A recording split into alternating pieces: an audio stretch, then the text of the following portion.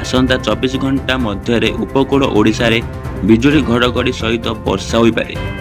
କିନ୍ତୁ 12 ତାରିଖରୁ 3 ଦିନ ଧରି କେତେକ ଅଞ୍ଚଳରେ ପ୍ରବଳ ବର୍ଷା ସମ୍ଭାବନା ରହିଥିବା ପାଣିପାଗ ବିଭାଗ ପୂର୍ବାନୁମାନ କରିଛି। ଏଥିପାଇଁ ଉତ୍ତର, ଦକ୍ଷିଣ ଓ ଆଭ୍ୟନ୍ତରୀଣ ଓଡ଼ିଶାର କିଛି ଜିଲ୍ଲାକୁ ୟେଲୋ ୱାର୍ଣ୍ଣିଂ ଜାରି କରାଯାଇଛି। ଗତ 24 ଘଣ୍ଟା ମଧ୍ୟରେ ନବରଙ୍ଗପୁର, ରାୟଗଡ଼ା, ଗଜପତି, କେନ୍ଦୁଝର ଏବଂ କୋରାପୁଟ ଜିଲ୍ଲାର ବିଭିନ୍ନ ଅଞ୍ଚଳରେ ହାଲୁକାରୁ ମଧ୍ୟମ ଧରଣର ବର୍ଷା ହୋଇଛି।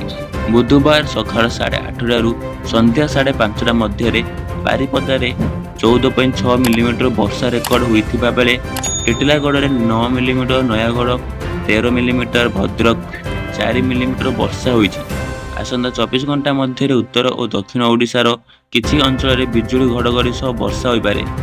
ବିଶେଷ କରି ବାଲେଶ୍ୱର, ଭଦ୍ରକ, ଯାଜପୁର, କେନ୍ଦ୍ରାପଡ଼ା, କଟକ, ଜଗତସିଂହପୁର, ପୁରୀ, ଖୋର୍ଦ୍ଧା, ନୟାଗଡ଼, ଗଞ୍ଜାମ, ଗଜପତି, ସୁନ୍ଦରଗଡ଼, ଝାରସୁଗୁଡ଼ା ଏବଂ କେନ୍ଦୁଝର ଜିଲ୍ଲାକୁ ୟେଲୋ ୱାର୍ଣ୍ଣିଂ ଜାରି କରାଯାଇଛି। ଆସନ୍ତା 17 ତାରିଖ ବେଳକୁ ବଙ୍ଗୋପସାଗରରେ ଏକ ଲଘୁଚାପ ସୃଷ୍ଟି ହେବ ବୋଲି ପାଣିପାଗ ବିଶେଷଜ୍ଞ ପ୍ରଫେସର ସୁରେନ୍ଦ୍ରନାଥ ପଶୁପାଳକ କହିଛନ୍ତି। 18ରୁ ରାଜ୍ୟରେ ବର୍ଷା ପରିମାଣ ବଢ଼ିବ। ପାରାଦୀପରୁ ସୁବର୍ଣ୍ଣପୁର ପର୍ଯ୍ୟନ୍ତ ସଂଯୋଗ କରୁଥିବା ସ୍ଥଳରେଖା ସହ ଦକ୍ଷିଣ ଓଡ଼ିଶାରେ ପ୍ରବଳରୁ ଅତି ପ୍ରବଳ ବର୍ଷା ହେବା ସମ୍ଭାବନା ରହିଛି।